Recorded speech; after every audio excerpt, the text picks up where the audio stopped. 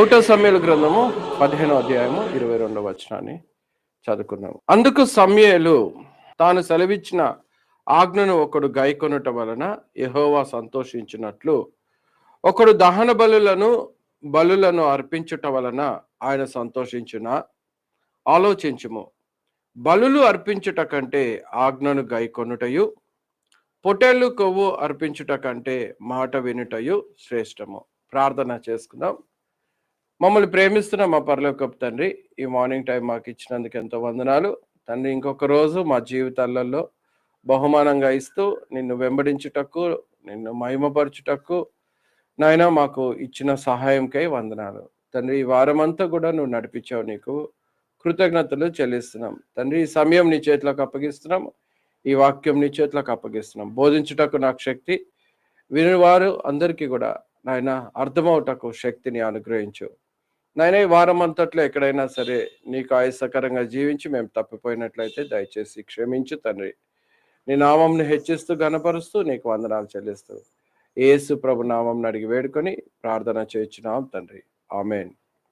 దయచేసి అందరూ కూర్చోండి. ఈరోజు మన సబ్జెక్టు దేవుని సంతోషపరచుట. ఈ దేవుని సంతోషపరచుట అనే సబ్జెక్ట్ మనం ఇంతకు ముందు ఒక భాగాన్ని మనం చూసుకున్నాము. ఈరోజు రెండో భాగాన్ని జాగ్రత్తగా ధ్యానం చేద్దాము.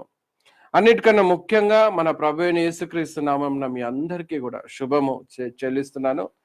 ఆయన కృప చేత, మరి ఆయన ప్రేమ చేత మనల్ని ఇంకొక రోజు మనము చూడటానికే దేవుడిచ్చిన భాగ్యంకై ఎంతో కృతజ్ఞతలు. Life and death is on the Lord's hand అంట. అంటే జీవము మరణము ఆయన వశంలో ఉన్నది. 21:8 మనం చూడగలము. ఒక లైఫ్ అనేది దేవుడిస్తాడు, ఒక డెత్ అయినా కూడా ఆయన వశంలోనే ఉంది. కనుక ఈరోజు లైఫ్ ఇచ్చి మనం ఇంకొక సండే చూస్తున్నామంటే నిజంగా దేవునికి ఎంతో థ్యాంక్స్ చెప్పుకోవాలి. ఎందుకంటే ఆయన మన మీద దయ చూపించి మనకి లైఫ్ ఇస్తా ఉన్నాడు. సో ఈ భూమి ఆకాశాన్ని సృజించిన మన ప్రభువైన యేసుక్రీస్తు వారు ఆది నుంచి ఉన్నారు. ఆయన లేకుండా ఏది కలగలేదని యోహాను సువార్త మనకు సెలవిస్తుంది. కనుక he is in charge of our life. మన జీవితానికి ఆయన అధికారి అయి ఉన్నాడు. హిజ్కియా జీవితానికి దేవుడు 14 సంవత్సరాలు యాడ్ చేస్తే దాన్ని ఇంకా ఎవరు కూడా, ఏ యుద్ధం కాదు కదా, ఏ రాజులు ఆయనకి దండెత్తి వచ్చినను ఆ యుద్ధంలో హిజ్కియా ఓడిపోడు, మరణించాడు. ఎందుకంటే దేవుడు ఆయనకి 14 years ఆఫ్ లైఫ్ ఆయనకి యాడ్ చేసినట్టుగా చూస్తున్నాం. It is under his control. అలానే మన లైఫ్ అంతా కూడా ఆయన కంట్రోల్లో ఉన్నట్టుగా మనం ముందుగా తెలుసుకొని ఎల్లప్పుడూ దేవునికి ఘనపరుస్తూ స్తుతిస్తూ ఉండాలి. ఒకవేళ పాపం చేసిన సదోమ గుమ్మర్ని దేవుడు ఒక day, this is the last day అని వారికి సెట్ చేస్తే అది లాస్ట్ డే వారి లైఫ్కి. ఇంకా నెక్స్ట్ డే అనేది వారు జీవితంలో చూడలేరు. అలానే మనం నేర్చుకోవాలి, ప్రతి దినం దేవుడు మనకి ఎందుకు ఇస్తున్నాడు అంటే దేవునికి సమీపం కావటానికి మనకి దేవుడు ఇస్తున్నాడు. దేవుని ఇంకా ఘనపరిచి మహిమపరిచి ఆయన కోసము పనిచేసి భూమి మీద మన లైఫ్ ఒక లైట్ లాగా, సాల్ట్ లాగా ఉండాలి, అనగా ఉప్పులాగా, వెలుగులాగా నడుచుకోవాలని ప్రాముఖ్యము. ఈరోజు దేవుణ్ణి సంతోషపరచాలి అంటే అతి ప్రాముఖ్యంగా మనము సమూయేలు గ్రంథంలో అంతకు ముందు సబ్జెక్ట్లో కూడా మనం ఇదే వచనాన్ని చూసుకున్నాము. ఏంటి అంటే సమూయేలు సౌలుతో మాట్లాడుతూ ఉంటాడు. ఎందుకంటే సౌలు దేవుని మాటని సీరియస్ గా తీసుకోకుండా ఆజ్ఞని అతిక్రమించినట్టుగా సౌలు జీవితాన్ని మనం గమనించి చూడొచ్చు. అప్పుడు సమూయేలు వచ్చి ఏమంటున్నాడంటే, ఈ బలులన్నీ అర్పించుట కంటే మాట విడుట శ్రేష్టం దేవునికి, అది దేవుణ్ణి సంతోషపరుస్తుంది అని ఆయనకి నేర్పిస్తా ఉన్నాడు. ఈ ఈ బలుల యందు దేవుడు సంతోషించునా అని అన్నాడు. వీటి యందు దేవుడు సంతోషించాడు. కానీ ఆయన ఇచ్చిన ఆజ్ఞను ఎప్పుడైతే నువ్వు నెరవేరుస్తావో అప్పుడే దేవుడు నీ ఎడల సంతోషిస్తాడు అని చెప్పి మనకి ఆయన సెలవిస్తా ఉన్నాడు. అందుకే మనం కూడా భూమి మీద జీవించే మనము ఉన్న టెంపరరీ లైఫ్ లో, ఈ లైఫ్ తర్వాత ఇంకొక లైఫ్ మన యేసు ప్రభు వారు మన కోసము సిద్ధపాటు చేశారు. కనుక ఆ లైఫ్ నిత్య జీవానికి వెళ్ళాలంటే భూమి మీద ఉన్న ఈ టెంపరరీ లైఫ్ లో మనము దేవుణ్ణి సంతోషపరుస్తూ నడుచుకోవాలి అని మనం నేర్చుకోవాలి. దేవుని సంతోషపరచుట అంటే దేవుని మాటను వినుట. ఎప్పుడైతే ఆ ఆజ్ఞని మనం జాగ్రత్తగా గైకొంటూ ఉంటామో అప్పుడు మనము దేవుని యొక్క ఏర్పరిచిన నిత్య జీవానికి వెళ్తాం, రక్షణ పొందింటాము. యేసు నామమున బాప్టిజం పొంది పాపాలు కడిగేసుకుని ఉంటాము. క్రీస్తు కోసము మనం జీవించాలి. ఆజ్ఞానుసారంగా ఆ బండ మీద మన ఇల్లుని కట్టుకోవాలి, ఇసుక మీద కాదు మనం కట్టాల్సింది.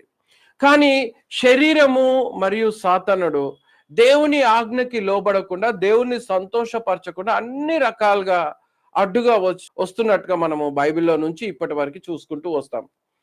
సాతానుడు అన్ని విధాలుగా ఆటంకపరిచి అనేకులని దేవుణ్ణి సంతోషపరచకుండా దేవుని నుంచి దూరపరిచినట్టుగా చూస్తున్నాం. కనుక మనం ఈ రెండు విషయాల్లో జాగ్రత్తగా ఉండాలి. దేవుణ్ణి సంతోషపరచాలంటే దుష్టుడైన సాతానుడు, అపవాది మనల్ని మోసపుచ్చి చివరికి దేవునికి ఆ అవిధేయతతో నడిపించి ఒక ఉగ్రతని తీసుకొచ్చేటట్టుగా సాతానుడు చేస్తాడు. అవిధేయత చూపించే వారందరికీ కూడా నిత్య జీవం ఉండదని లేఖనాలు క్లియర్గా సెలవిస్తుంది. కనుక ఈ శరీరము మరియు సాతానుడు దేవుని ఆజ్ఞని నెరవేర్చకుండా అన్ని డైరెక్షన్స్ నుంచి ఒక ఫైర్ డాట్స్ అనగా అగ్నితో కూడిన బాణాలు వేసి మన విశ్వాసం కోయిలిపోయేటట్టుగా చేస్తాడు. 1 పేతురు 5:8 చూస్తే నిర్భయమైన బుద్ధి గల వారే మెలకుగా ఉండుడి అంటున్నాడు. అందుకే దేవుని ఆజ్ఞల్ని నెరవేర్చడానికే, దేవుని మాటని చిత్తాన్ని నెరవేర్చడానికే ఎలా ఉండాలంట? నిబ్బరమైన బుద్ధి గలవారై మెలకుగా ఉండాలంట. మెలకుగా ఉండమంటున్నాడు. మీ విరోధి అయిన అపవాది గర్జించు సింహము వలె ఎవరిని మింగుదామా అని వెతుకుచున్నాడు. సాతానుడు ఎవరిని భూమి మీద మింగాలని వెతుకుచున్నాడంట. ఎవరు దొరుకుతాడు అని వెతుకుతా ఉన్నాడంట.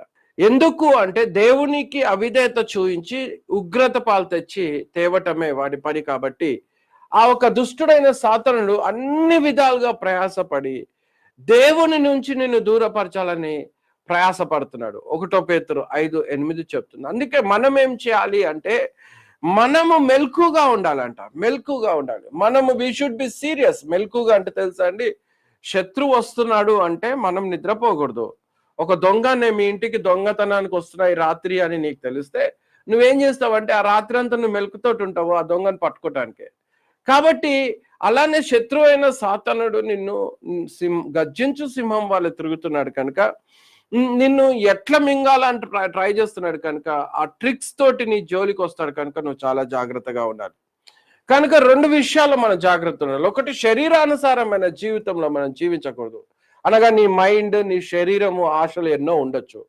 ఆ రకమైన జీవితము దేవుని యొక్క వాక్యానికి విరుద్ధంగా ఉన్నప్పుడు మనం దాని ప్రకారంగా నడుచుకోవద్దు. రెండోదిగా మనం జాగ్రత్త పడాల్సిన విషయం ఏంటంటే సాతానుడు ఏ విధంగా నిన్ను ట్రిక్ చేస్తాడో అనేది దాంట్లో మనము జాగ్రత్తగా ఉండాలి. శిష్యులు అదే నేర్పించుకుంటా వచ్చారు. మేము సాతాను యొక్క తంత్రాలను ఎరిగిన వారం అంటున్నాడు. కనుక మనం నేర్చుకోవాలి ఏంటంటే ఎలాగ సాతానుడు మనుషుని మోసం చేసి దేవుని నుంచి అవిధేయత చూపించి ఉగ్రత ఎలా తీసుకొస్తాడో ఈరోజు ఒక చిన్న ఎగ్జాంపుల్ ద్వారా మనము బైబిల్లో నుంచి మనం నేర్చుకుందాం. ఈరోజు డేవిడ్ని సాతానుడు ఎలా మోసం చేశాడో అనేది 1 దినవృత్తాంతములు 21వ అధ్యాయము 1 నుంచి మనం జాగ్రత్తగా మనము చూసుకుందాం. ఒక సందర్భం వచ్చింది, దావీదు మంచిగా రాజసింహాసనం మీద ఏల్తూ అంత పీస్ఫుల్ గా చక్కగా నడిచే టైం వచ్చినట్టుగా చూస్తున్నాం. ఆ యోవాబు ఏం చేస్తున్నాడంటే ఒక మంత్రిగా దావీదు పక్క నుండి చక్కగా నడిపిస్తూ ఒక రాజ్యం ఎంతో పీస్ఫుల్ గా నడుస్తా ఉన్నది. అలాంటి టైంలో సాతానుడు దావీదుని పాపం చేసేటట్టుగా ఒక ట్రిక్ చేసినట్టుగా చూస్తున్నాం. 1 దినవృత్తాంతములు 21వ అధ్యాయం 1వ వచనం. ఎలా ట్రిక్ చేశాడో మనం జాగ్రత్తగా గమనించి చూసుకున్నాం. తర్వాత సాతాను ఇశ్రాయేలుకి విరోధముగా లేచి ఇశ్రాయేలులను లెక్కించుటకు దావీదుని ప్రేరేపింపగా. చూస్తున్నారా అంటే సాతానుడు ఇశ్రాయేలులందరి మీదకి ఏం చేశాడంట? విరోధిగా లేచాడంట. అనగా ఒక ఫైట్ చేయడానికి లేచాడు, లేదంటే డిస్ట్రాయ్ చేయాలి వీరిని అని చెప్పేసి లేచాడు. లేచి ఏం చేశాడంటే కింగ్ను పట్టుకున్నాడు. ఈ ఇశ్రాయేలులందరి మీదకి ఉగ్రత రావాలి, డేవిడ్ మీదకి కూడా ఉగ్రత రావాలి అని చెప్పి ఇంకా ఏం చేశాడంటే రాజుని పట్టుకున్నాడంట. రాజు ఆ టైంలో ఎవరున్నారు అంటే దావీదు ఉన్నాడు. ఈ గర్జించు సింహము అలానే నిన్ను కూడా మింగటానికి ప్రతిరోజు ప్రయత్నం చేసి నీ జోలికి రావచ్చు. కనుక అతి జాగ్రత్తగా మెలకుగా ఉండి ఎలా నువ్వు తప్పించుకోవాలి అనేది మనం జాగ్రత్త పడుతూ ఉండాలి. ఈ దావీదు ఏం చేశాడంటే పట్టించుకోలేదు. దావీదు అంతగా ఊహించలేదు దావీదు సాతానుడు అంత ఈజీగా డేవిడ్ ని మోసం చేస్తాడని. ఎందుకంటే దావీదు ఎంతో చక్కగా దేవునితో నడిచే వ్యక్తి. సో ఈ లోపల సాతానుడు ఏం చేశాడంటే ఇశ్రాయేలులను లెక్కించుటకు దావీదునంట ప్రేరేపించిందంట. ఏం చేశాడంట?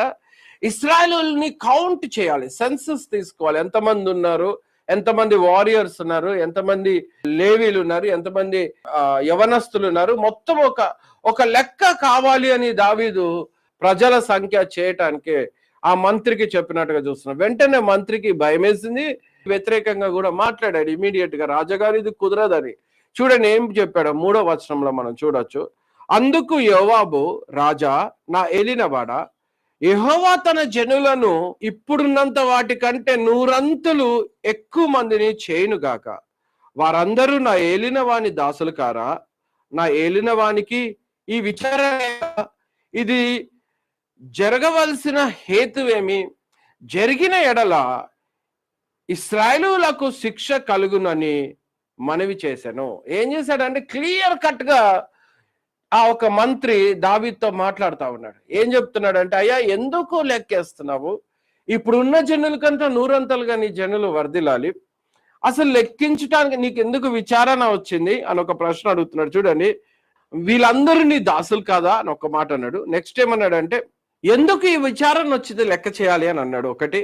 ఇంకోటి ఏమన్నాడంటే, ఒకవేళ ఇది జరిగితే ఇశ్రాయేలుకి శిక్ష వస్తుంది అని కూడా చెప్పాడు. చూసారండి, క్లియర్ కట్ గా యోవాబు ఒక దావీదుతో ఇన్ఫర్మేషన్ ఇస్తున్నాడు. అయ్యా ఇది చాలా మంచిది కాదు, యు కాంట్ కౌంట్, ఎందుకంటే ఇది దేవుడి వాక్యానికి విరుద్ధం. ఎందుకంటే ఆయన సింపుల్ గా యోవాబు నిర్గమకాండాన్ని జ్ఞాపకం చేస్తా ఉన్నాడు. నిర్గమకాండం 30వ అధ్యాయంలో మనం చూస్తాము, దేవుడు ఈ యొక్క లెక్కలు పెట్టొద్దు అని వారికి చెప్పాడు. ఒకవేళ లెక్కిస్తే దానికి అర్పించాల్సిన అవసరం ఉంటుందని ఆ ఒక మోషేకి క్లియర్ గా ఆజ్ఞ ఇచ్చాడు ఇశ్రాయేలులందరికీ కూడా. సో ఎవరు కూడా డేర్ చేసి ఇశ్రాయేలుని లెక్క అనేది పెట్టలేదు. కానీ దావీదు ఏం చేశాడంటే యోవాబు మాటను కూడా పట్టించుకోకుండా ఆయన లెక్క పెట్టాలని గట్టిగా తీర్మానం చేసుకున్నాడు. ఎందుకంటే there is a force behind him, అదేంటంటే సేటన్. అలానే ఈరోజు కూడా కొంతమంది ఎంత వాక్యం విన్నానో వారు దేవునికి విధేయత చూపించలేరు. ఎందుకు కారణం తెలుసా అండి? There is a force which is acting. ఆయన లోపల ఒక బలమైన శక్తి పనిచేస్తుంది. ఆయనకి ఒక ఫోర్స్ ఏంటంటే సేటన్ ఆ హృదయాన్ని కఠినపరుస్తా ఉన్నాడు.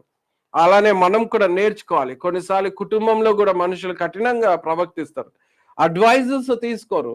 ఎప్పుడు కూడా ఏ అడ్వైజ్ వచ్చినాను ఎవరన్నా సరే నీ పనికి ఆటంకపరిచినప్పుడు ఆ అడ్వైజ్ ని ఆలోచన చేయాలి.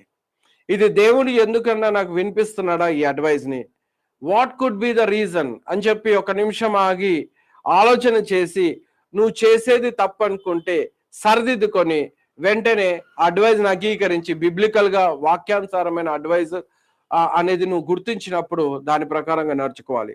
లేదా నీ జీవితంలో నువ్వు చేసేది వాక్యానికి విరుద్ధమా అనేది ఒక పరీక్ష అనేది నీ జీవితంలో నువ్వు చేసుకోవాలి. అలా పరీక్ష చేసుకోకుండా చాలా మంది యవనస్తులు పాడైపోతా ఉంటారు. ఈరోజు చెడు స్నేహం పట్టి యవనస్తులు ఎంతో మంది ఏం చేస్తారంటే లోకానుసారమైన జీవితం వెనుక పడతా ఉంటారు. కొంతమంది పరీక్షించుకోక ధనాపేక్ష వెనుక పడుతుంటారు, తన జీవితాన్ని పాడు చేసుకుంటారు. కొంతమందికి పాపం అంటే చాలా లైట్ ఉంటుంది, ఎందుకంటే సాతానుడు వాళ్ళ హృదయాన్ని పూర్తిగా కఠినపరిచేశాడు. కఠినమైన హృదయం ఎప్పుడు మనకు ఉండకూడదు, సాత్వికమైన హృదయమే మనకు ఉండాలి. ఆ సాత్వికమైన హృదయం గలవాడు ఎప్పుడు కూడా అడ్వైజెస్ తీసుకుంటాడు, జ్ఞానంతో పరిశీలించుకుంటాడు. జ్ఞానవంతుడు ఎప్పుడు కూడా ఎవరు అడ్వైజ్ ఇస్తే అడ్వైజ్ని ఏం చేస్తాడు తెలుసా అండి, పరీక్షించుకోవడాడు. ఆయన లైఫ్ లో పరీక్షించుకుంటాడు, వాట్ ఐ షుడ్ డూ. ఈ హెచ్చరిక మరి దేవుడు ఇచ్చిండా నాకు, ఎందుకంటే God speaks through the people. కొన్నిసార్లు దేవుడు మనుషులతో నీతో మాట్లాడిస్తాడు. మోషేకి దేవుడు తన మామతో మాట్లాడిచ్చాడు, మామ మాటను విన్నాడు, ఎందుకంటే మామ చక్కని అడ్వైజ్ ఇచ్చినట్టుగా చూస్తున్నాం. అలానే నీకు కూడా దేవుడు అనేకమైన అడ్వైజెస్ పెద్దలు ఇచ్చినను, యవనస్తులు ఇచ్చినను, ఎవరిచ్చినను నువ్వేం చేయాలంటే కఠినమైన హృదయము నీకుంటే గిన దాని వెనుక సాతానుడు గుర్తించి తగ్గించుకొని సాత్వికంతో పరిశీలన చేసుకుంటూ నువ్వేం చేయాలంటే నువ్వు జాగ్రత్తగా చూసుకోవాలి. ఒకవేళ చర్చ్ నీకు హెచ్చరిక ఇవ్వచ్చు, లేదంటే సువార్థికులు నీకు హెచ్చరిక ఇవ్వచ్చు, కొన్నిసార్లు నీ పిల్లలు హెచ్చరిక ఇవ్వచ్చు, కొన్నిసార్లు భార్య భర్తకు ఉండొచ్చు, భర్త భార్యకు ఉండొచ్చు. ఈ హెచ్చరిక ఇచ్చినప్పుడు నువ్వేం చేయాలంటే you should take it very seriously and check up whether you are doing the right thing. అప్పుడు నిన్ను నువ్వు కాపాడుకుంటావు. ఎందుకంటే దుష్టుడు ఏ ఏ విధంగా వస్తాడంట చూడండి. యోహాను 10:10 చూడండి. దొంగతనమును, హత్యను, నాశనమును చేయుటకు వచ్చును. నీ జీవితాన్ని నాశనం చేయటానికే వస్తున్నాడు. నీ జీవితము నాశనం చేసి దేవుడి నుంచి నేను పూర్తిగా దూరం చేసి ఒక గ్రేట్ ఉగ్రతని తీసుకురావటానికి ట్రై చేస్తున్నాడు. ఆది నుంచి అదే ప్రయాసాలలో ఉన్నాడు. ఆడమ్ అండ్ ఈవ్ కి అదే ప్రయాసపడి అలానే ట్రిక్ చేసి పక్కకి జరిగిపోయాడు. ట్రిక్ చేసేసాడు అవ్వని. అవ్వ ద్వారా ఆదాంని మోసపరిచేశాడు. చివరికి ఆ సేటన్ ఆ ట్రాప్ చేసేసి వెళ్ళిపోయాడు. ఉగ్రత తీసుకొచ్చేసాడు భూమి మీదకి. అలానే మనం కూడా తెలుసుకోవాలి. దొంగ, సాతానికి పేరు దొంగ అని వచ్చింది ఇక్కడ. దొంగతనమును, ఓకేనండి, హత్యను అంట, ఓకే, నాశనమును చేయుటకు వచ్చును, కానీ మరి ఏ దానికి రాడు.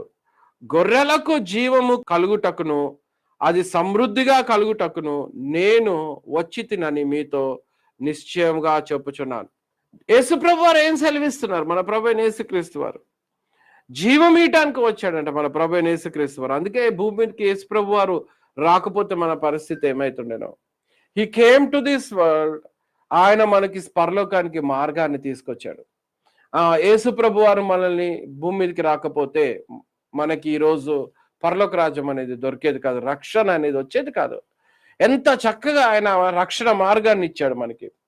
ఆయన సిలువలో రక్తం కార్చి మనల్ని కొనుక్కున్నాడు. మన కోసం బలి అర్పించి మనందరి కోసము ఆయన సిలువలో రక్తం కార్చి మానవులందరూ నశించకుండా, ఏ ఒక్కరు నశించుట దేవునికి ఇష్టం లేదు. అందుకే ఎంత దుష్టుడైనా కొన్నిసార్లు వారికి ఆయుష్ ఎక్కువ ఉంటుంది. ఎందుకంటే లాస్ట్ మినిట్ వరకు దేవుడు ఆయుష్ని ఇస్తాడు. అప్పుడన్నా కొంచెము మారుమోసు పొంది రక్షణ పొందితే పరలోక రాజ్యము ఆ లాస్ట్ మినిట్లో అయినా ఆయనకి ఇస్తానని చెప్పి లాస్ట్ వెతుక్కుంటా కూడా యేసు ప్రభు వారు వెతుకుతాడు. మనకు తెలుసు, ఎన్నో ఉపమానాల ద్వారా మన ప్రభు యేసుక్రీస్తు వారు దీని విషయంలో మనకు నేర్పించినట్టుగా చూస్తున్నాం. సో అలాగా సాతానుడు దొంగతనం చేయటానికి వస్తాడు, హత్య చేయటానికి వస్తాడు, నాశనం చేయటానికి వస్తాడు. కనుక మనం ఏం చేయాలి? జాగ్రత్త ఉండాలి. The punishment from the lord is very severe. ఎప్పుడు కూడా గుర్తుపెట్టుకోవాలి ఏంటంటే, ఏ పాపము చేసినానో ఆ పాపానికి శిక్ష తప్పదు అని నేర్చుకోవాలి. ఒకవేళ భూమి మీద నువ్వు తప్పించుకున్నాను, నరకాగ్ని మాత్రం తప్పించుకోలేవు. కనుక శిక్ష అనేది చాలా డేంజరస్. కానీ ఆదికాండం నుంచి ఓల్డ్ టెస్ట్మెంట్ లో మనం జాగ్రత్తగా చూసుకుంటే శిక్ష అనేది వారికి వెంటనే వచ్చినట్టుగా చూస్తున్నాం. ఈవెన్ న్యూ టెస్ట్మెంట్ లో కూడా పేతురు, అననీయ, సఫీరాకి వెంటనే శిక్ష వచ్చినట్టుగా చూస్తున్నాం. అలానే గారడి విధ గల సీమోనుకు కూడా శిక్ష వచ్చినట్టుగా కూడా చూస్తున్నాం. మన ప్రభువైన యేసుక్రీస్తు వారిని ఒక పక్షవాయు గలవని స్వస్థపరిచినప్పుడు ఒక స్టేట్మెంట్ పలికాడు. ఆయనని మరొకసారి దేవుని ఆలయంలో కలిసినప్పుడు, ఆ మందిరంలో కలిసినప్పుడు ఏమన్నాడు తెలుసా? ఒకప్పుడు నీకున్న స్థితి కన్నా మరి ఎక్కువ ఘోరమైన స్థితి రాకుండాట్లు నువ్వు జాగ్రత్తగా జీవించమని, పాపం చేయకుండా జాగ్రత్త జీవించమని మన ప్రభువైన యేసుక్రీస్తు వారు ఆ పక్షవాయి 38 years నుంచి బాధపడుతున్న పక్షవాయు గలవారితో మాట్లాడినట్టుగా చూస్తున్నాం. సో డేవిడ్కి ఏమైందో ఇక్కడ చూద్దాం. డేవిడ్ ఏం చేశారంటే మొండి పట్టుకున్నాడు. అంతే, కౌంట్ చేయాలంటే కౌంట్ చేయాలి. నాకేమనిపిస్తుంది అంటే ఒక దృశ్యం కనిపిస్తూ ఉంటది. సింహాసనం పక్కనే సేటన్ కూర్చొని ఉండి డేవిడ్ ని డోంట్ లిజన్ టు ఎనీబడి, అంతే, నేను చెప్పింది నువ్వు వినాలి అని సేటన్ పూర్తిగా ప్రేరేపించాడు. ఈరోజు అలానే నిన్ను కూడా నువ్వు ఏ పాపం చేస్తున్నావంటే దానికి ప్రేరేపణ సాతానుడు నీ పక్కనే ఉన్నాడని అర్థం చేసుకోవాలి. ఆ రెసిస్ట్ ద డెవిల్ అని అన్నాడు. అందుకే బైబిల్లో రెసిస్ట్, మనం ఏం చేయాలి? సాతాన్ని ఓడించాలి. మనము దేవుని వాక్యాన్ని నెరవేర్చడానికి ముందుకు ఉండాలి. ఎన్ని తలంపులు ఇచ్చినా, కొన్నిసార్లు ధనాపేక్ష వైపు తిప్పేస్తాడు, కొన్నిసార్లు లోక ఆశ వైపు తిప్పేస్తాడు, కొన్నిసార్లు గర్వంతో నింపేస్తాడు, నిన్ను అహంకారంతో నింపేస్తాడు, కొన్నిసార్లు నిన్ను మోసపరిచే పొజిషన్ కోసం ప్రయాసపడేటట్టు నిన్ను లాక్కెళ్ళిపోతా ఉంటాడు. ఇవన్నీ లోకరీతి సంబంధమైనది నీ మనసులో వచ్చినప్పుడు దేవుని నీతి అనేది నువ్వు చేయలేవు. ఎందుకంటే రోమన్స్ అదే చెప్తున్నాడు, 1st and 2nd chapter filled with all these verses. లోకానుసారమైన జీవితంతో ఉండి ఒకవేళ నువ్వు శరీరానుసారమైన జీవితంలో జీవిస్తే మాత్రం దేర్ ఈజ్ నో ఎక్స్క్యూజ్ అన్నాడు. నీకు ఇంకా ఎక్స్క్యూజ్ అనేది లేదు. నీకు దేవుని యొక్క ఉగ్రతకి నువ్వు పాలు పంచులు పొందుకుంటావని పౌలు రోమీలకు రాస్తూ స్ట్రిక్ట్ గా వార్నింగ్ ఇచ్చాడు. ఎందుకంటే వాళ్ళు సరిగా పట్టించుకోరు కనుక, వాక్యాన్ని లైట్ తీసుకుంటారు కనుక. అలానే మనం కూడా నేర్చుకోవాలి ఏంటంటే దేవుని ఉగ్రత భయంకరమైనది. దేవుని ఉగ్రత భయంకరమైనది. అన్నిటికన్నా డేంజరస్ ఉగ్రత ఏంటంటే యుగయుగములు కాల్చిన మంట. దాన్ని చూసి మనం ఇంకా ఎక్కువ భయపడాలి. సో డేవిడ్కి ఏమైందో చూసాం, జాగ్రత్తగా గమనిద్దాం. డేవిడ్ ఏం చేశాడంటే ఇశ్రాయేలులందరినీ లెక్క పెట్టేశాడు. లెక్క పెట్టిన వెంటనే ఆయన లోపల ఒక రియలైజేషన్ స్టార్ట్ అయిపోయింది. సేటన్ లెక్క పెట్టించేసి పక్కకు నుంచి వెళ్ళిపోయాడంటే అయిపోయి ఆయనని నెట్టేశాడు, ఊబిలోకి నెట్టేశాడు, లేదంటే ఒక సముద్రంలో నెట్టేశాడు. ఇక ఆయన ఈత కొట్టుకుంటూ బయటికి రావాల్సిందే. సో లాస్ట్కి ఏమైపోయిందంటే ఇశ్రాయేలుని లెక్క పెట్టిన తర్వాత ఆయన హృదయంలో నేను ఎంత పాప పని చేశానని రియలైజేషన్ అప్పుడు వస్తా ఉన్నది. కానీ ఈ లోపల ఏమైపోయిందంటే దేవుడికి విరుద్ధంగా ఆయన తప్పు చేసేసాడు. 7వ వచనం ఏం చెప్తుంది తెలుసా? ఈ కార్యము దేవుని దృష్టికి ప్రతికూల మగుట చేత ఆయన ఇశ్రాయేలులను బాధ పెట్టెను. డిస్ప్లీజ్డ్ అంట, దేవుణ్ణి అస్సలు సంతోషపరచలేదంట, దుఃఖపరిచిందంట. ఈరోజు దేవుని సంతోషపరచాలి అంటే ఒకటి తెలుసుకోవాలి, ఏంటంటే మనము శ్రద్ధగా వాక్యాన్ని నెరవేర్చాలి. దావీద్కి తెలీదా నిర్గమకాండము, మోషే రాసిన గ్రంథము తెలుసు. దావీద్కి ఆల్రెడీ తెలుసు, మోషే ముందుగానే రాసేసాడు. మంత్రికే తెలుసు అంటే కింగ్కి తెలీదండి? మంత్రేసి చెప్తున్నాడు, అయ్యా శ్రమ వస్తుంది, బాధ వస్తుంది, నువ్వు లెక్కేయొద్దయ్యా, ఇది కరెక్ట్ కాదు, లేఖనాలు ఒప్పుకోవు. కానీ నేనేం చేశాడు తెలుసా? నోరు మూపించాడు. బైబిల్ ఏం చెప్తుందంటే యోవాబు మాట చెల్లలేదంట. అలానే కొన్నిసార్లు నువ్వు మంచి హెచ్చరికలు ఇస్తావు, నీ మాట చెల్లదు. What you have to do, just be quiet, అంతే. నువ్వేం చేయలేవు, నువ్వు సైలెంట్గా ఉండాలి అంతే. వాళ్ళకి వస్తుంది ఉగ్రత, అప్పుడు వాళ్ళు నేర్చుకుంటారు ఒక లెసన్, ఒక హార్డ్ వేలో నేర్చుకుంటారు లెసన్. బైబిల్లో మనం చూసినట్లయితే people who take it easy, దేవుని వాక్యాన్ని ఈజీ తీసుకొని, ఆజ్ఞల్ని ఈజీ తీసుకొని నాకు ఏం కాదు అనుకుంటే అదొక భ్రమ. ఎందుకు తెలుసా? ప్రతి వాడు తన క్రియలు చొప్పున వారికి ప్రతిఫలం ఇచ్చే దేవుడు ఇస్తాడు. ప్రకటన కూడా క్లియర్ గా చెప్తా ఉంది, వారికి ప్రతిఫలం అనేది గ్యారంటీ. రోమన్స్ అయితే ఇంకా ఎన్నో విషయాలని కవర్ చేసుకుంటా వచ్చాడు. లాస్ట్ కి దావీదంట 8వ వచనం చూడండి, దావీదు నేను ఈ కార్యము చేసి అధిక పాపము తెచ్చుకుంటుని, అధికంగా పాపం చేశాను తెచ్చుకున్నానే అని రొమ్ము కొట్టుకుంటూ ఏడుస్తున్నాడు అప్పటికి. ఎందుకంటే సేటన్ ప్రేరేపించే సేటన్ వెళ్ళిపోయింది. ఆ ఒక స్టబర్నెస్ అంటారు కదా, మన ఏమంటారు, మొండి పట్టు కూడా వెళ్ళిపోయింది. లెక్క పెట్టేశాడు. ఈ యోవాబు కూడా అందరిని లెక్కేలేదండి, సగం కొన్ని వదిలేసేసాడు. ఆయనకు తెలుసు ఏంటంటే ఇది రాంగ్ అని చెప్పి పర్ఫెక్ట్ గా అందరినీ లెక్కేసి తేలేదు. సో ఏదో ఒక సెన్సెస్ అయితే తీసుకొచ్చాడు, రాజాజ్ఞ పాటించాలి కాబట్టి. ఇక్కడ పాపం చేసింది యోవాబు కాదు, లెక్క పెట్టిన ఆయన కాదు, లెక్క పెట్టించిన ఆయన ఎవరైతే డేవిడ్ ఉన్నాడు.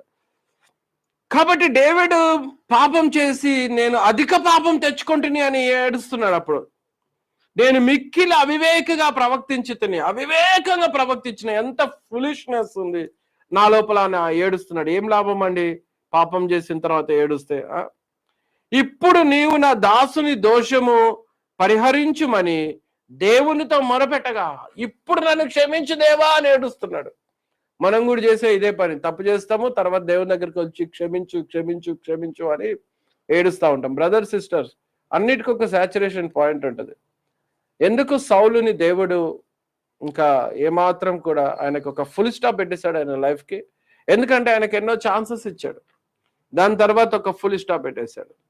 అలానే మనకు కూడా ప్రతిరోజు ఎన్నోసార్లు క్షమిస్తూ ఉంటాడు. ఒక టైం వస్తుంది నువ్వు మరీ పదే వెనక్కి అదే పాపాన్ని చేసుకుంటూ వెనక్కి వెళ్తే మాత్రం నీకు దేవుని దగ్గర నుంచి ఉగ్రత తప్పదు. ఎందుకంటే రోమన్స్ అదే చెప్తుంది 2వ చాప్టర్లో. ఈయన ఏడుస్తున్నాడు, అన్ని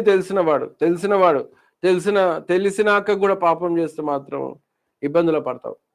లాస్ట్కి దేవునితో మొరపెట్టి దేవుని దగ్గర ప్రార్థిస్తా ఉన్నాడు.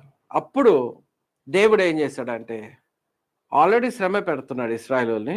ఏ శ్రమ వచ్చిందో మనకైతే తెలియదు, కానీ ఒక శ్రమ వచ్చేసింది, కరువు అనుకోవచ్చు. ఈ లోపల దేవుడు ఏం చేశాడంటే దావీదు దగ్గర ఉన్న గాదుని పంపిస్తాడు. ఆయన దేవుని వర్తమానం తీసుకొని వచ్చి దావీదుకి ఒక దేవుడిచ్చే 3 ఆప్షన్స్ని ఆయనకు చెప్తాడు. ఒక సొల్యూషన్ దీని నుంచి విడుదల పొందాలంటే, ఈ ఉగ్రత పర్మనెంట్ గా ఆగాలంటే ఈ 3 ఆప్షన్స్లో ఒకటి ఎన్నుకో, అప్పుడు నేను ఈ 3 ఆప్షన్స్ ద్వారా నేను దీన్ని స్టాప్ చేస్తాను. దేవుడు ఏం చేస్తాడంటే ఒక మెసెంజర్, ఒక గాద్ అనే మెసెంజర్ని పంపిస్తాడు. ఆయన దావీదు దగ్గర ఉంటాడు. ఆయన వచ్చి ఏం చెప్పాడో చూద్దాం. 12వ వచనం, 3 ఏళ్ల పాటు కరువు కలుగుట. ఓకేనండి. ఫస్ట్ ఆప్షన్ ఏమి ఇచ్చాడంటే దేవుడు, 3 years నీకు కరువు వస్తుంది, మొత్తం దేశం అంతా ఆహారం దొరకదు. 3 years. దాన్ని ఒప్పుకుంటావా? సెకండ్ ఆప్షన్, 3 నెలల పాటు నీ శత్రువులు కత్తి దూసి నిన్ను తరమగా నీవు వారి ఎదుట నిలవలేక నశించి పోవుట. ఏమంటున్నాడంట? 3 months శత్రువులు నిన్ను తరుముతారు, కత్తి దూసి అని అన్నాడు. అంటే బహుశా బాధపరుస్తుండొచ్చు. నిన్ను రాజసింహాసనం నుంచి వెలగొట్టేస్తారు, మొత్తానికి శత్రువులు వెళ్తారు అని 3 months దాకా అని దేవుడు రెండో ఆప్షన్ ఇస్తాడు. థర్డ్ ఆప్షన్ ఏమి ఇచ్చాడో చూద్దాం. 3 దినముల పాటు దేశమందు యెహోవా కత్తి అనగా తెగులు నిలుచుట చేత యెహోవా దూత ఇశ్రాయేలు దేశమందంతటా నాశనము కలుగజేయుట. ఏమంటున్నాడు తెలుసా అండి? 3 days ఆఫ్ గ్రేట్ నాశనము ఇశ్రాయేలు మీదకి, ఒక తెగులు వస్తుంది, ఒక మరణ శిక్ష వస్తుంది అని చెప్పాడు. సో 3 ఆప్షన్స్ ఇచ్చాడు. ఫస్ట్ ఏమి ఇచ్చాడంటే కరువు వస్తుంది అన్నాడు. Okay, 3 years. సెకండ్ ఏమన్నాడంటే 3 months శత్రువులు నిన్ను తరుముతారు. థర్డ్ ఏమన్నాడంటే 3 days ఏమవుతుందంటే యెహోవా దూత వచ్చి కత్తి పట్టగా ఒక తెగులు అనేది ఇశ్రాయేలుకి వస్తుందని దేవుడు చెప్పుకుంటా వచ్చాడు. దావీదుకి 3లో తికమక అయిపోయాడు, ఏం చేయాలో అర్థం కావట్లేదు, ఒక పిచ్చివాడిగా అయిపోయాడు, ఒక టెన్షన్ లో పడిపోయాడు, ఏది ఎన్నుకోవాలి. లాస్ట్ గా ఆయన ఏమనుకున్నాడు అంటే 3 days అంటే 3 దినాలు తొందరగా అయిపోతుంది కదా అనుకోని 3 days ఎన్నుకున్నాడు. లాస్ట్ 3వది ఎన్నుకొని ఆయన ఏం చేశాడంటే ఈ 3వ దానికి నేను ఎన్నుకుంటున్నాను అన్నాడు. దావీదు కన్నా దేవుడు ఆప్షన్ ఇచ్చాడేమో, కానీ మనకు మాత్రం ఆప్షన్ ఇవ్వడానికి ఎవరు లేరు. ఆప్షన్ అనేది మనకు లేదు. ఈరోజు మనకు ఉన్నదంతా కూడా న్యూ టెస్ట్మెంట్ లో ఉన్న దాని ప్రకారంగానే మనకి దేవుని ఉగ్రత వస్తుంది. కనుక జాగ్రత్త ఉండాలి.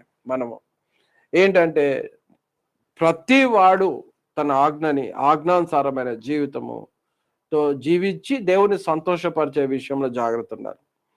మనము ఏది విత్తుతామో అదే పంటను కోస్తాం. కనుక మనము అతి జాగ్రత్తగా ఉండాలి. ఇక్కడైతే దావీదుకి 3 ఆప్షన్స్ ఇస్తే 3వ ఆప్షన్ ఎన్నుకున్నాడు. ఈ లోపల దేవదూత పరలోకం నుంచి వచ్చి ఆకాశము భూమి మధ్యలో నిలబడి కత్తి చూపించిన వెంటనే ప్రజలందరూ మరణించడం మొదలు పెడతారు. ఒక పెద్ద తెగులు అనేది ఇశ్రాయేలు మీదకి దిగి వస్తుంది. 70,000 మంది సచ్చిరట. ఓకే, 14వ వచనం చెప్తుంది. దేవదూత వచ్చి కత్తి చూపించగానే తెగులు వచ్చి 70,000 అంటండి. చూడండి, ఒకసారి చూడండి, 70,000 ఊర్లో పడిపోయి చచ్చిపోతున్నారంటే డేవిడ్ రొమ్ము కొట్టుకుంటూ ఏడుస్తున్నాడు. ఎందుకు ఈ శిక్ష వచ్చింది నాకు అని ఎంతో ఘోరంగా ఏడుస్తా ఉన్నాడు దావీదు. ఈ బాధను చూడలేకపోయాడు, ఎందుకంటే ఆయన చేసిన తప్పుకి అమాయకులకు శిక్ష వస్తుంది అని అనుకుంటాం. కానీ నిజానికి మనం జాగ్రత్త గమనించి చూస్తే పై వచనంలో మనం చూస్తున్నాము, సాతానుడు ఇశ్రాయేలునే శిక్షించడానికి వచ్చాడు. అదే కదా మనం చూస్తున్నాం స్టేట్మెంట్, ఇశ్రాయేలుని మీదకి విరుద్ధంగా లేచాను కాబట్టి డేవిడ్ని పట్టుకొని ఇశ్రాయేలుని చంపడానికి సేటన్ ప్లాన్ వేశాడు. అదే చేశాడు. లాస్ట్కి ఏం చేసి అదే జరిగింది. మనం చూస్తున్నాం. దావీదు కొంచెం జాగ్రత్తగా ఉండాల్సిందే. అంటే నాకు ఇంకొకటి ఏమనిపిస్తుంది అంటే డేవిడ్ అంత కేర్లెస్ గా ఉన్నాడు ఆ టైంలో. డేవిడ్ కన్నా వేరే వాళ్ళని ఎవరిని పట్టుకోలేదు సాతానుడు, కింగ్ను పట్టుకున్నాడు. కింగ్ ద్వారా ఒక లెక్క చేపించాడు. ఇంకా వేరే ట్రిక్ ఏమైనా వేసేసాడు వాడేమో మంత్రి ద్వారా, ఇంకెవరి ద్వారా. అలాంటిది చేయకుండా డేవిడ్ దగ్గరికే డైరెక్ట్ గా వచ్చాడు. అంటే David may be weak at that moment, spiritually weak. ఎప్పుడైనా గుర్తుపెట్టుకోవాలి, స్పిరిచువల్ గా వీక్ ఉన్నప్పుడు నీకు సేటన్ అటాక్ లో వెళ్ళిపోతావు. అందుకే యేసుప్రభు వారి శిష్యులకు ఏం చెప్పాడంటే శోధనలో పడకుండానట్లు మెలకుగా ఉండి ప్రార్థన చేయడు. ఎందుకండి ప్రేయర్స్, రోజు మోకాల జీవితం నీకుండి దేవుని దగ్గర మొరపెట్టడం అనేది ఎందుకు తెలుసా? ఎందుకంటే you will be spiritually strong. ఆత్మీయంగా నువ్వు బలంగా ఉంటావు, దేవునితో సంభాషిస్తున్నావు. ప్రార్థన అంటే వాక్యం ఏమో దేవుడు మనతో సంభాషిస్తున్నాడు, ప్రార్థన చేయటం ద్వారా నువ్వు దేవునితో సంభాషిస్తున్నావు. పడకలో ఉన్నప్పుడు ప్రార్థన చేయాలి, టైం దొరికినప్పుడు ఉదయకాలంలో మిల్కొచ్చినప్పుడల్లా మోకాలంగి ప్రార్థన చేస్తూ ఉండాలి. సమయము వదలకూడదు, సద్వినియోగం చేసుకుంటూ మొరపెట్టాలి. ఫిలిప్పి చెప్తా ఉంది మనకి. మొర అంటే అర్థం తెలుసా అండి? బైబిల్ ఎక్కువ మొర అనే పదమే వింటాం. మొర అంటే కన్నీటితో ప్రార్థన. It's not a general prayer, it is మొర అనేసరికి అది ఒక గ్రేట్ పెయిన్ తోటి చేసే ప్రార్థన అంటారు. అలా మొరపెట్టిండంట ఈయన కూడా డేవిడ్. ఎందుకు ఇలాంటి ప్రార్థనలు అంటే ఈ ఈ ఈ ఆత్మీయంగా నువ్వు బలంగా ఉంటావు కనుక సాతాను నిన్ను గుర్తుపడతావు. నీకే తలంపు వచ్చినా నువ్వు పరీక్షించుకుంటుంటావు. నీకు ఆ తగ్గింపు ఉంటది దేవుని దగ్గర. నువ్వు మోసపోలేవు తొందరగా. కానీ ఎప్పుడైతే నువ్వు బలహీనంగా ఉంటావు, వాక్యం లేదు, ప్రార్థన జీవితం లేదు, దినమంతా లోకం గురించి భయపడుతూ, మనుషుల్ని చూసుకుంటూ, ఏదో లోకంలో సాధించాలనే ప్రయాసలలో ఉంటే మాత్రము ఫస్ట్ ఆఫ్ ఆల్ నువ్వు ఆల్రెడీ పడిపోయిన స్థితిలో ఉన్నావు. రెండోదిగా సాతానుడు నిన్ను నాశనం చేస్తాడు, నీ ద్వారా అనేకులను కూడా నాశనం చేస్తాడు. అందుకే జాగ్రత్త ఉండాలి. ఏంటి తెలుసా అండి, నీవు నువ్వు ప్రార్థన జీవితంతో నువ్వు నీ జీవితాన్ని ఎప్పుడు ఆత్మీయంగా బలంగా ఉంచుకోవాలి. డేవిడ్ ఏం చేశాడంటే ఆ ఏడుస్తా దేవునికి ప్రార్థన చేస్తాడు. దేవుడు వెంటనే దేవదూతకి ఏం చెప్తాడంటే ఇంకా ఆపేసేయ్ అని చెప్తాడు. దేవుడు కూడా కనికరం గలవాడు, దయ కలిగిన వాడు. బహుశా 1 డేలోనే ఆపింటాడు దేవుడు. చూడండి, 3 days ఇచ్చాడు. కానీ డేవిడ్ రిపెంట్ అవుతూ ప్రభా నన్ను చంపు, నా తండ్రి కుటుంబాన్ని చంపు, వీళ్ళేం చేయలేదు దేవా, వీళ్ళకి ఎందుకు శిక్ష ఇస్తున్నావు అని ఏడుస్తున్నాడు. ఓకేనా అండి. ఒక తండ్రి ఏడుస్తూ సూదులు గుచ్చుకున్నాడు అంట బాడీ అంతా. ఎందుకంటే తన కుమార్తెకు ఒక అనారోగ్యత వచ్చింది. అనారోగ్యత రాగానే ఆయనకి ఏమనిపించింది అంటే, దేవుడు నా కుమార్తెను ఎందుకు శిక్షిస్తున్నాడు, ఈ శిక్ష నాకు రావాలి, నేను పాపాత్ముడను అని చెప్పి ఆయన ఏం చేశాడంటే నేనే హాని చేసుకోవాలని చెప్పి ఆ బాధ తట్టుకోలేక అన్ని సూదులు తీసుకొని బాడీలో అంతా గుచ్చేసుకున్నాడట. ఆ సూదులు ఎంత గుచ్చుకున్నాడంటే ఈవెన్ లివర్ కి, కిడ్నీస్ కి, లంగ్స్ కి తగిలేంత దాకా కొన్ని వందల సూదులు గుచ్చేసుకున్నాడు. ఏంటంటే ఎంతో బాధతో ఉన్నాడు, ఆగనీతో ఉన్నాడు. అరే నేను చేశాను. ఇతరులు నీ గురించి, ఇతరులకి అపాయం జరిగినప్పుడు నువ్వు తట్టుకోలేవు. దావీదు కూడా తట్టుకోలేకపోతున్నాడు.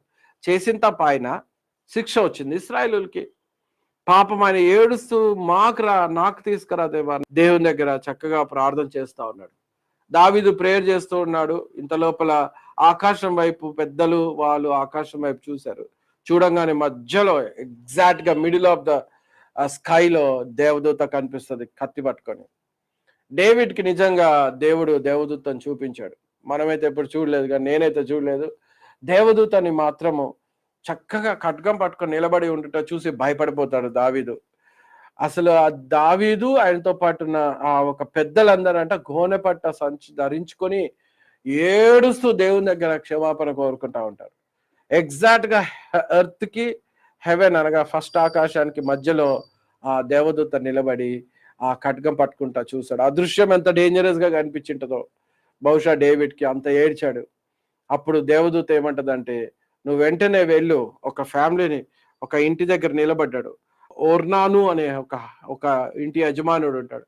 అక్కడ వెళ్ళి బలిపీఠం కట్టి దేవునికి అర్పణి. ఎందుకంటే ఇదే ఆజ్ఞ మోషేకి దేవుడు అక్కడ ఇచ్చాడు. ఒకవేళ ఎవరైనా కౌంటింగ్ చేస్తే దానికి తప్పకుండా అర్పణ ఇవ్వాల్సిందే ఆ ఒక క్షమాపణ కోసం. వెంటనే దేవదూత అదే చెప్తుంది దావీద్కి. వెంటనే దావీద్ వెళ్ళిపోయి ఓర్నాకు డబ్బులు ఇచ్చి ఆ స్థలాన్ని కొనుక్కొని, గోల్డ్ ఇచ్చి మరీ కొనుక్కొని ఆ ప్రాంతంలో దేవునికి అర్పణిస్తూ కృతజ్ఞతలు చెల్లిస్తాడు. నీకు తెలుసా అండి, అందరు కూడా ఒక విషయాన్ని చాలా మంది మర్చిపోతారు. ఆకాశం నుంచి ఫైర్ వచ్చింది మనకు తెలుసు. ఎప్పుడు వచ్చింది?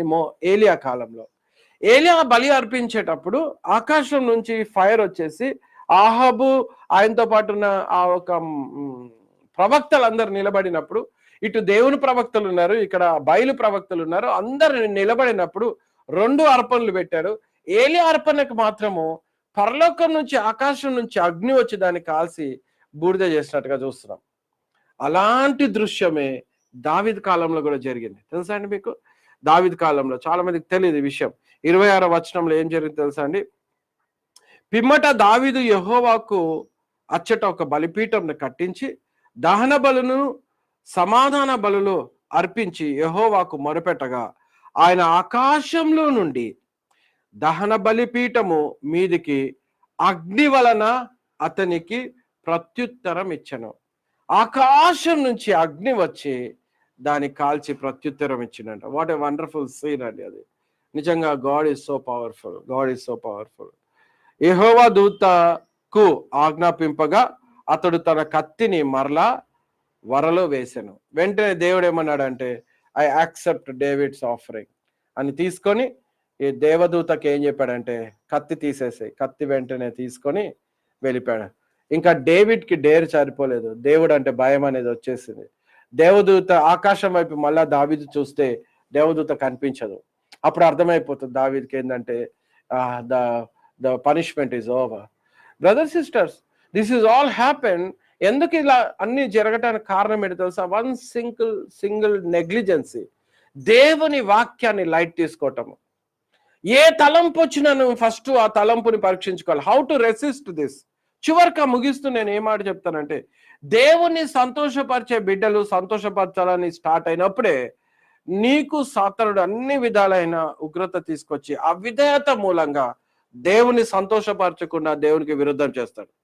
కనుక నువ్వేం చేయాలంటే ప్రతి తలంపుని పరీక్షించుకోవాలి. First always remember point number 1, tempter is already there. ఆయన యాక్టివ్ లో ఉన్నాడు. ఒక టెంప్టర్, సాతానుడు నిన్ను శోధించడానికే సిద్ధపడి ఉన్నాడు. అందుకే ఏ తలంపు వచ్చినానో అది వాక్యానికి ఏమైనా విరుద్ధమైనదా ఆ తలంపు, లేదంటే ఏదైనా స్టెప్ వేయక ముందు ఇది వాక్యానికి విరుద్ధమైనదా లేదా దేవునికి ఇష్టం ఉన్నదా కాదా అనే పరీక్షించుకోవాలి. ఎవ్రీథింగ్ అండి. యూత్ కూడా నేర్చుకోవాలి, స్త్రీలు నేర్చుకోవాలి, భర్తలు నేర్చుకోవాలి, పిల్లలు నేర్చుకోవాలి. తిరుగుబాటు చేస్తే తల్లిదండ్రులకి దేవునికి ఇష్టమా? ఇష్టం లేదు, నేను చేయొద్దు తిరుగుబాటు అని పిల్లలు నేర్చుకోవాలి. అలానే స్త్రీ కూడా నేర్చుకోవాలి. ఏంటి తెలుసా అండి, అరే భర్తకి లోబడకపోతే దేవునికి ఇష్టమా? దేవునికి ఇష్టం లేదు, ఒక ఫులిష్ గా నేను బిహేవ్ చేసినట్టు, కాబట్టి నేను విధేయత చూస్తా. సింపుల్ రోలే కదా నాకు ఇచ్చింది, ఎక్కువ ఆజ్ఞలు అయితే ఇవ్వలేదు కదా అని భార్య నేర్చుకోవాలి. భర్త కూడా ఏం చేయాలి తెలుసా? భార్యను ప్రేమించమన్నాడు, అంతే దేవుడు ఇచ్చినది.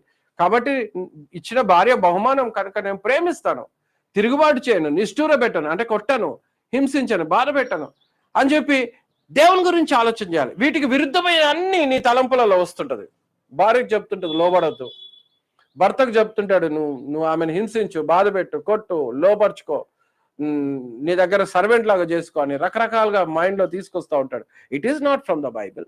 దేవుని ద్వారా వచ్చిన తలంపు కాదు. సేటన్ ఇస్ ట్రికింగ్ యూ, అంతే. యవనస్తులకి చెడు స్నేహంని తీసుకెళ్తాడు, లవ్ అఫేర్స్ లో పాడేస్తా ఉంటాడు కొంతమందిని, ఈ యొక్క ఎంటర్టైన్మెంట్ లో పాడేస్తుంటాడు. వాక్యానికి టైం లేదు, ప్రార్థనకి టైం లేదు, చర్చికి టైం లేదు, దేవుని గణపరచడానికి టైం లేదు, అన్ని రకాలైన ట్రిక్స్ చేస్తూ నిన్ను నాశనం చేయడానికే కూర్చున్నాడు. యవనస్తులు నేర్చుకోవాలి. ఏంటి తెలుసా అండి? Be careful. యవనస్తులు, నీ జీవితము తర్వాత విత్తనాలు చల్లుకునే టైం ఒకటి ఉంది, కోసే టైం ఒకటి ఉంది. యవన కాలం అంతా విత్తనాలు చల్లుకుంటావు, తర్వాత నువ్వు వేసుకున్న విత్తనాలకు ఒక ఫలాన్ని కోస్తావు. చెడు విత్తనాలు చల్లుకున్నావంటే చెడు ఫలం కోయాల్సిందే, నువ్వేం చేయలేవు, ఇంకా ఆప్షన్ లేదు నీకు. మంచి విత్తనాలు చల్లుకున్నావంటే మంచి ఫలం కోయాల్సిందే. అందుకే భక్తి కలిగి కాడిని మోస్తూ యవనేచ్ఛలకి దూరంగా ఉండి పారిపోయి దేవుని ఆజ్ఞానుసారంగా జీవించాలి. సేటన్ని ఓడించాలి, రెసిస్ట్ చేయాలి, ప్రార్థనలో సమయం గడపాలి. యవనస్తుడు పరిగెత్తొచ్చు, రాత్రంతా ఉపవాసం చేసి ప్రార్థన చేయొచ్చు, అనేకమైన కార్యాలు చేయొచ్చు. ఆ యవన కాలం కాడి మోయాలి. యవన కాలం అయిపోయిన తర్వాత నువ్వేం చేయలేవు, నీ టైం ఈజ్ ఓవర్.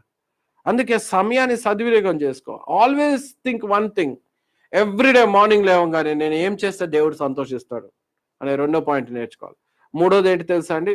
ఒకవేళ పాపం వస్తే దానికి శిక్ష ఉందిరా అనేది కూడా మనము మర్చిపోకూడదు. అందుకే నీ స్పీచ్ జాగ్రత్త ఉండాలి, నీ యాక్షన్ జాగ్రత్త ఉండాలి, నీ నీ నీ హృదయము తగ్గింపులో ఉందా లేదా జాగ్రత్త ఉండాలి, నీ బిహేవియర్ లోకంలో మనుషులతో ఎలా ఉంది అనేది నువ్వు చాలా జాగ్రత్తగా కీన్గా గమనించుకుంటూ పరీక్షించుకుంటూ జీవించాలి.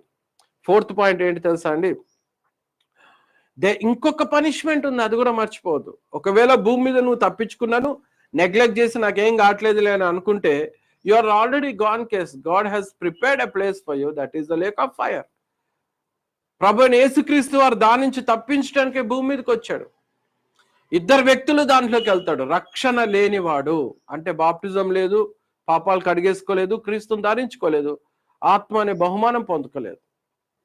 అపోస్తుల కార్యములో మనం చూస్తున్నాం, పరిశుద్ధాత్మ అనే వరం పొందుకుంటారు, బహుమానంగా తీసుకుంటున్నారు. గలతీ 3:27 చెప్తుంది, క్రీస్తుని ధరించుకుంటున్నావు బాప్టిజం ద్వారా. అలానే అపోస్తుల కార్యం 22:16 పాపాలు కడిగేసుకోబడుతుంది బాప్టిజం ద్వారా. ఎవరైతే రక్షణ పొంది బాప్టిజం తీసుకుంటారో వారు గట్టెక్కుతున్నారు, రక్షింపబడుతున్నారు, సేటన్ తోటి దూరం అయిపోయారు, దేవునికి జతపడ్డారు, ఆయన రాజ్యంలోకి ఎంటర్ అయ్యారు. కనుక ఒకవేళ నువ్వు రక్షణలో లేదానికి నువ్వు యేసు ప్రభు నేను విశ్వసించలేదు, ఇంకా నమ్మలేదు ఆయన దేవుడు కుమారుడని, కనుక నరకం గ్యారంటీ. ఇంకొక వ్యక్తికి కూడా నరకం వస్తుంది. ఏంటి తెలుసా అండి? రక్షణ పొంది పాపంలో జీవిస్తే. అందుకే only one thing you have to do, హ్యాపీగా దేవునికి ఆజ్ఞల్ని నెరవేర్చాలి. దేవుని ఆజ్ఞల్ని సంతోషంగా నెరవేర్చాలి. అది కష్టమనే కావని లేఖనాలే సెలవిస్తుంది. ఎప్పుడైతే దేవుని ఆజ్ఞల్ని సంతోషంగా పాటించడం మొదలు పెడతావో, యు ఆర్ కేర్ఫుల్. ఈ లైఫ్ అయితే ఎట్లా 70-80 ఇయర్స్కి ఎండ్ అయిపోతుంది అంతే. That's it. Very small life అండి ఇది. 70 to 80 years goes very fast, అంతే వెళ్ళిపోతుంది. ముగింపు అయితే గ్యారంటీ. దాని తర్వాత ఫర్ ఎవర్ ఇటర్నల్ లైఫ్ అనేది అబ్రహాము సంతోషంగా నిన్ను చేర్చుకుంటాడు. అబ్రహాం రెడీగా ఉంటాడు. 2 చేతులు చాచి వెల్కమ్ చేసి నేను ఆ స్థానానికి తీసుకెళ్తాడు. ఇంకెప్పటికీ సంతోషమైన స్థలం. కనుక brother sisters, remember one thing, always please God. రోమా 8:8 చెప్పి ముగిస్తాను. కాగా శరీర స్వభావం గలవాడు దేవుని సంతోషపరచ నేరరు. శరీర సంబంధులుగా ఉండొద్దంట, సంతోషపరచలేరు దేవుణ్ణి. ఆత్మానుసారంగా నడుచుకో, లేఖనానుసారంగా నడుచుకో. అందుకే ఆ విధమైన జీవితం కోసం ఈ వారం ఆలోచన చేయండి. It is very serious. Be careful and walk with the Lord. దేవుడి వాక్యాన్ని దీవించును గాక. ఆమేన్. అందరు కళ్ళు మూసుకున్నట్లయితే చిన్న ప్రార్థన చేసుకున్నాము. ప్రేమగల తండ్రి, కృపగల రాజా, ఈ లేఖనం ఇచ్చినందుకు నీకు వేలాది వందనాలు, స్తోత్రాలు.